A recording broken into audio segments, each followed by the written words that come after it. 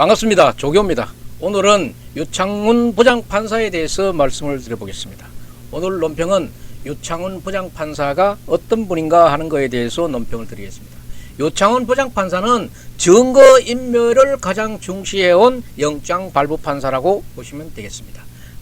여기에 대한 논평을 드리겠습니다.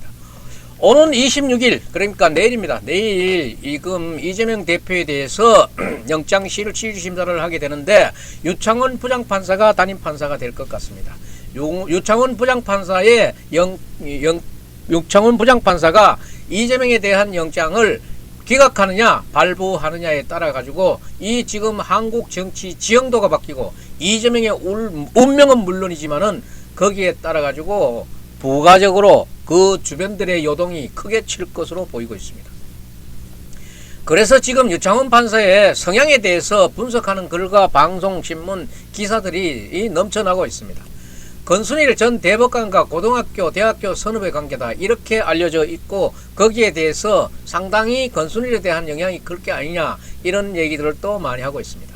권순일과 선후배 관계고 그리고 그 가운데에 박영수도 관계되어 있으니까 지난번에 박영수 영장을 한번 기각한 게 있어서 그런 영향을 받지 않았을까 하는 그런 분석도 있었는데 지금 법조계에서는 권순일 전 대법관과 유창훈 부장판사와의 관계는 그렇게 가까운 사이가 아니라 하는 그런 얘기들이 있습니다.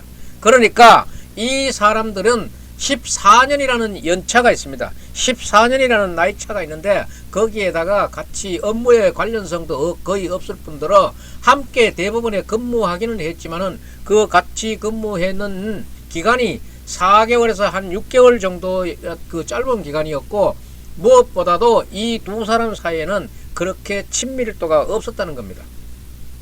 대신에 유창훈 부장판사의 이번에 2월부터 지금까지 모두 13건에 관해서 영장을 분석해 보니까 그 13건에 관해서는 11건이 증거인멸 사유로 기록된 것이 이렇게 나오고 있습니다. 영장이 기각된 사유 가운데 13건 가운데 11건이 증거인멸이다 이런 겁니다. 그러니까 지금 유창훈 부장판사는 증거인멸을 가장 중요한 영장 발부 요건으로 보고 있다 이렇게 보는 겁니다. 그렇다면은 이것은 이재명의 혐의 가운데 지금 검찰도 딱 적시해 놓은 것 가운데 위증교사 혐의 포함해 가지고 사법방해 이런 것들이 굉장히 많습니다. 이화영 평화부지사에 대해서 부인이나 또는 그 담임 변호사가 들어가지고 그 진술을 바꿔보기 위해서 사법방해를 한 것도 신문 방송에 보도된 바 있고 이 한동훈 법무부 장관은 이 조폭 말하자면은 이 마피아 같은 이 조폭의 불리한 진술을 막기 위해서 모든 조직원이 동원된 것처럼 이런 설명을 했는데 이게 전부 다 사법방해이면서 말하자면은 그것도 증거를 없애기 위해서 그렇게 한 것이라고 이 판사가 본다면은 이재명 대표에게는 절대적으로 불리한 판결이 될 것이라는 추측들입니다. 그리고 이 유창훈 판사는 특정 이념에 있어서 이를테면 우리법 연구회나 그리고 인권법 연구회 이런 데에는 소속되어 있지 않고 굉장히 영장을 볼 때 깐깐하게 본다는 그런 소문이 나 있습니다. 그러니까 어떤 편에 정치적인 어떤 편에 좌우되는 것보다는 자기가 보고 있는 영장을 꼼꼼하게 본다는 사람으로 알려져 있는 거예요. 그렇다면 지금 증거인멸 염려가 있고 이재명 대표의 구속을 판가름할 수 있는 것은 그 이재명의 가장 그 아킬레스건은 뭔가 하면은 이게 바로 증거인멸이 끊임없이 시도되었었다는 거예요. 그래서 이재명에게 절대로 불리하다는 겁니다. 형사소송법상의 구속영장 발부 기준은 크게 세 가지로 볼 수 있는데 범죄의 중대성 그리고 증거인멸의 염려 그 다음에 도주 도망 염려 이 세 가지인데 이 세 가지 가운데 유창훈 부장판사는 증거인멸 우려를 가장 중시해온 것으로 보입니다. 지난 2월달 이후에 구속영장을 발부한 주요 사건 13개 가운데 11개가 증거인멸 염려로 통해 가지고 구속영장 사유로 구속영장을 발부한 거예요. 백현동 아파트 개발 특혜 사건과 관련해 가지고 배임 혐의를 받고 있는 정바울 씨 민간 사업자 시행사 대표지요. 이 정바울 씨에 대해서도 지난 6월 달에 구속영장을 발부하면서 유창훈 부장판사는 증거인멸 우려가 있다 이렇게 밝히면서 영장을 발부했습니다. 이재명은 백현동 특혜 사건과 관련해서 정바울에게 1350억 원의 특혜를 주고 또 성남 도계국에 200억 원 상당의 손해를 입힌 그런 혐의도 받고 있습니다. 이거는 이재명 영장 범죄 사실 중에 하나이기도 하지만은 그래도 유창훈 부장판사는 이 건과 관련해서는 지금 이 정바울 씨에 대해서 구속을 했고 또 관련돼 있는 이재명도 이 건과 연관이 매우 깊어 보이므로 무엇보다도 이재명이 증거인멸 염려가 많다는 점이 부각되고 있어서 이재명에게는 절대로 불리한 조건이 아닌가 그렇게 보입니다. 또 유창훈 판사는 민주당의 돈봉투 사건과 관련해 가지고 이 송영길의 측근인 강래구 전 수자원공사 상임감사와 또 송영길 측근인 박영수 보좌관에 대해서도 구속영장을 발부할 때도 증거인멸의 염려를 그 이유로 들었습니다. 유창훈 부장판사는 구속영장을 기각할 때도 증거인멸 염려가 없다 하는 이유를 자주 들었는데 그 증거인멸 염려가 구속과 기각의 기준이 된다 하는 것은 이 유창훈 부장판사가 이 서류를 보는 기준인 것 같습니다. 이재명의 측근인 김용, 이 김용의 정치자금법 위반 재판에서 위중한 혐의를 받고 있는 이모 전 경기도 상흥진흥원장, 시장권진흥원장에 대해서도 이 수사 과정에서 혐의를 인정하고 관련 자료를 재판부에 제출하는 등 증거인멸 염려가 있다고 보기 어렵다 이러면은 영장이 안 나가는 거지. 그래서 이 건은 영장을 기각했다는 겁니다. 민주당의 돈봉투 사건 살포에 대해서 연루된 이성만 의원에 대해서도 증거인멸 염려가 없다고 해서 그때도 기각을 했는 일이에요. 유창훈 부장판사가 도망 염려로 구속 여부 기준을 삼은 경우도 여러 번 있는데 영장을 발부한 13건 중에 2건은 도망갈 염려가 있어서 도주의 우려에 있어서 피의자 2명을 구속한 일도 있어요. 반면에 민중당의 불법 정치자금 후원한 혐의를 받는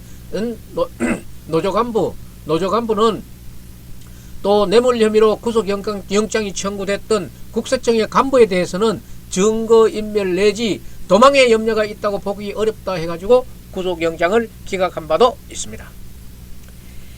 그러니까 증거인멸이 아주 많이 쓰이고 그 다음에 도망갈 염려, 도주의 염려를 많이 들고 있습니다. 간혹 검찰이 범죄 혐의를 제대로 소명하지 못하는 것이 구속영장의 그 기각 이유가 되기도 합니다. 그래서 대장동 사건에서 50억 클럽의 의혹을 받고 있는 박영수에 대해서 1차 구속영장을 기각한 그런 경우인데 당시에 유창훈 부장판사는 박영수 특검이 실제로 금품을 받았는지 등에 대해서 사실적 법률적 측면에서 다툼이 여지가 있을 것 같아서 그때 그 검찰 수사가 미흡했다는 점을 들었어요. 그래서 그 이후에 검찰은 보강 수사를 거쳐가지고 한 달 뒤에 구속영장을 재청구해서 다른 영장 전담 판사가 이 건에 대해서 구속했습니다. 이와 같이 볼 적에 유창훈 부장판사가 이재명의 사건을 판단할 때도 일단 증거인멸 염려와 도주 우려 염려의 기준에 출발한다고 보면 되겠습니다. 그런데 제1여당 대표가 도망할 염려는 없어 보인다 하더라도 이 증거인멸을 놓고는 가장 첨예하게 대립해야 될 그런 부분이에요. 검찰도 이재명의 구속영장 청구서에 증거인멸의 염려를 집중적으로 강조하고 있습니다. 한동훈 법무장관도 지난 21일 날 국회에서 이재명의 체포 동의안 설명을 하면서 비상식적인 증거인멸과 조작 시도가 있었다고 강조하는 그런 설명이 있었습니다. 특히 이재명의 영장에는 과거에 자신의 재판 증인의 위증을 교사했다는 혐의도 포함되어 있는데 검찰은 이 증거인멸에 우려가 있다는 그 근거를 잘 설명해 줬다고 보고 있어요. 그러나 지난번에 이재명의 검사 사건과 관련해 가지고는 유죄받고 난 뒤에 나중에 지방선거에 나올 때는 이재명 스스로가 누명을 썼다 이렇게 해가지고 거기에 대해서 그 이재명이 측근 전임 시장의 측근을 이용해 가지고 고스란히 저게 위증을 하게 했어요. 그래서 녹음이 그 상태의 녹음이 고스란히 녹음이 돼 가지고 공개되니까 이재명은 자신의 범죄와 관련해 가지고 이화영에 대해서도 진술 바꾸기를 부인을 통해 가지고 변호사를 통해 가지고 이렇게 사람들을 찾아가기도 하고 이런 것들이 워낙 많기 때문에 이재명의 증거 인멸에 대해서는 빼도 박도 못하는 그런 증거들이 검찰이 확실한 증거로 제시할 것으로 보입니다.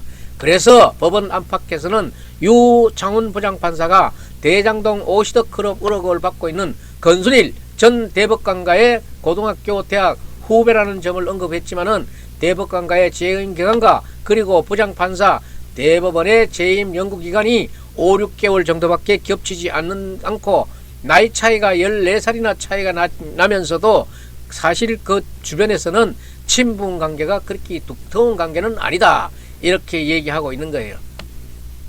그래서 유창훈 부장판사에 대해서 이재명도 지금 들고 일어나가지고 지금 재판 준비를 해야 되겠다 하는 게 단식을 중단하는 그런 의미인 것 같은데 여기에 대비하기 위해서는 본인이 누워있다가 보면 욕창도 생길 것 같고 까딱하다가는 교도소 갈 것 같고 하니까 지금 그 종합 영양제를 맞으면서 그 가짜 의혹받고 있는 그 단식 들통나고 이러니까 본격적으로 지금 털고 일어나가지고 이재명 본인의 영장 실질 심사에 대비하고 있는 게 아닌가 이렇게 보여집니다.